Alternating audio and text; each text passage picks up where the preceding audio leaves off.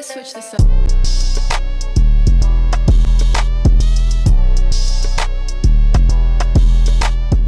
First story.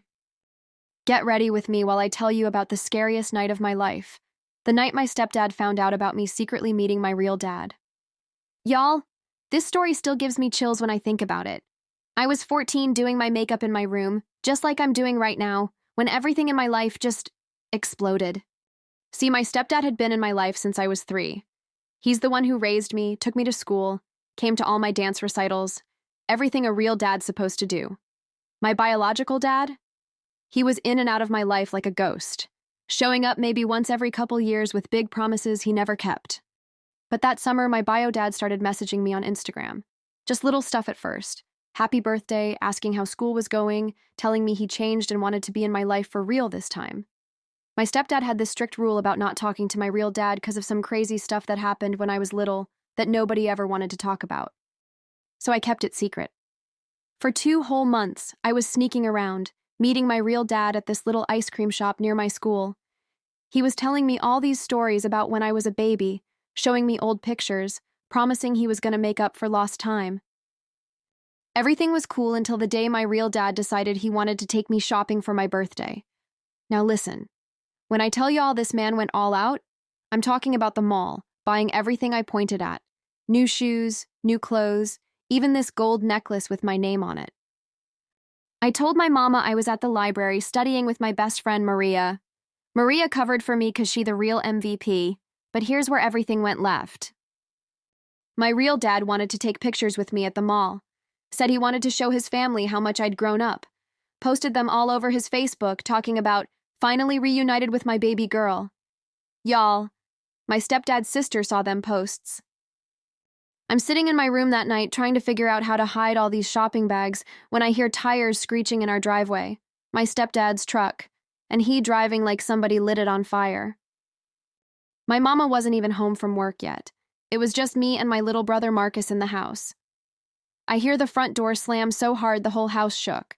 Then my stepdad's voice, "Ashley, get down here right now." Marcus came running into my room looking scared. He only 10, don't know nothing about all this drama. I told him to go in his room, lock the door, and put his headphones on. I'm walking down them stairs feeling like I'm walking to my own funeral. My stepdad standing there looking like a whole different person. I ain't never seen him this mad before. He got his phone in his hand, Facebook pulled up with them pictures. "You been seeing him? After everything he did to us? After everything I done for you?" I try to explain, but he ain't trying to hear nothing.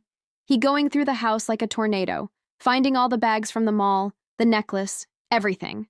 Throwing stuff around, breaking picture frames of our family photos. That's when my mama pulled up.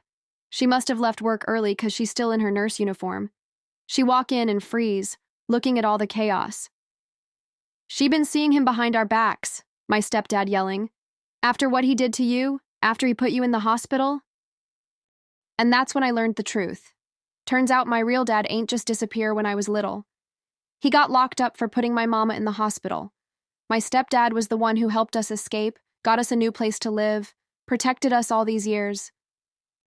But my stepdad wasn't done. He grabbed his keys, talking about how he gonna go handle this with my real dad. My mama trying to calm him down, but he already halfway out the door. I ran after him, like full sprint in my socks down the driveway.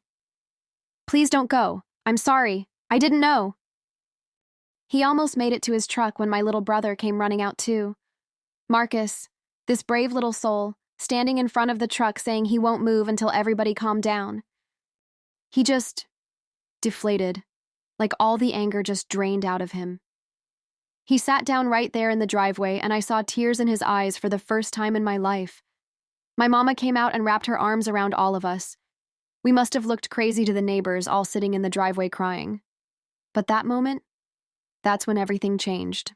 The gold necklace my real dad bought me? Turns out he bought it with stolen credit cards. He wasn't changed at all. He was just using me to get back at my mama and stepdad.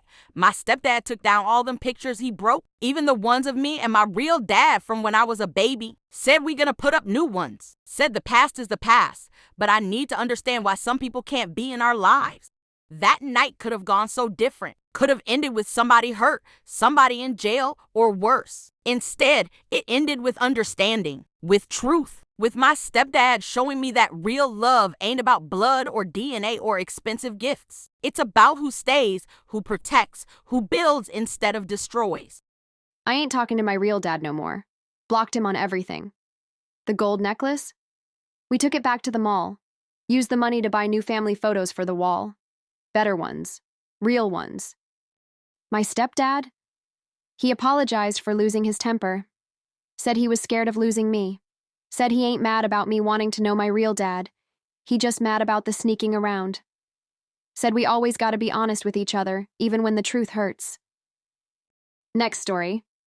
Get ready with me while I tell y'all about the scariest thing that happened to me yesterday at Target. I'm still shaking just thinking about it.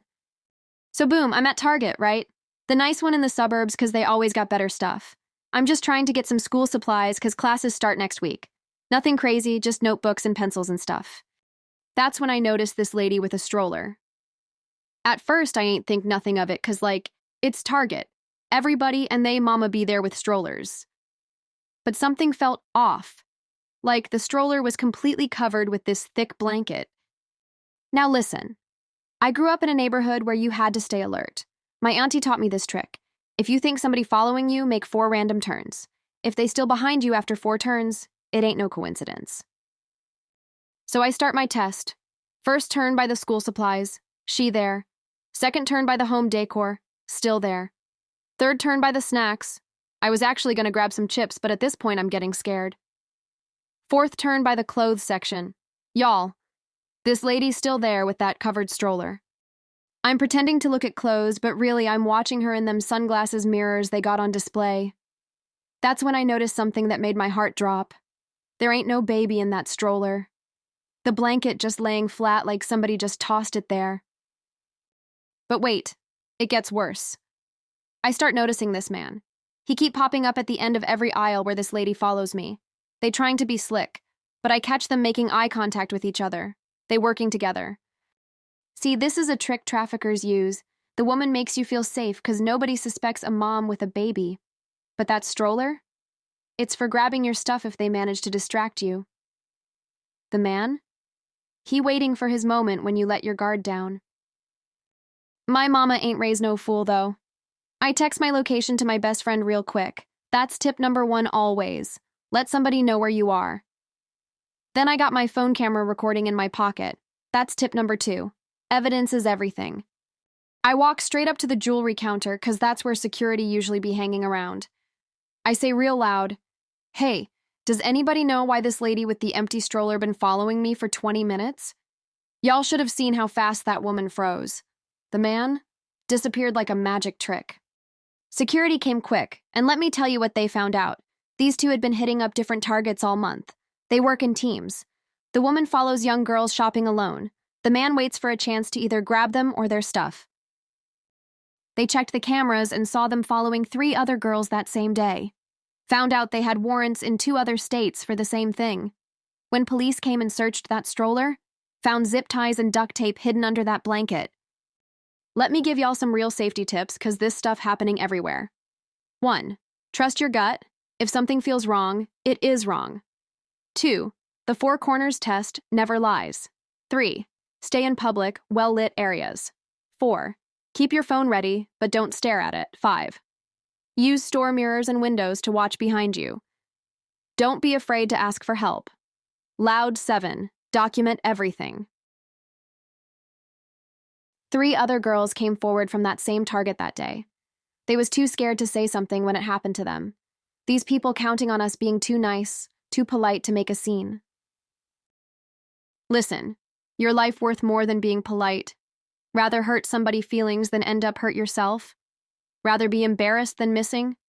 Rather have people think you paranoid than end up as a story on the news. 'Cause the craziest part? I just wanted school supplies.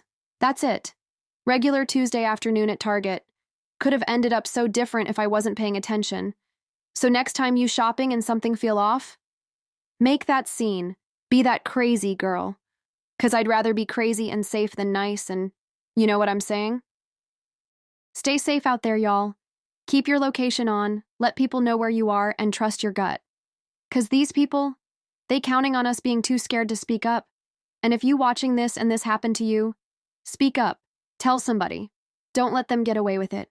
'Cause next time, the next girl might not notice in time.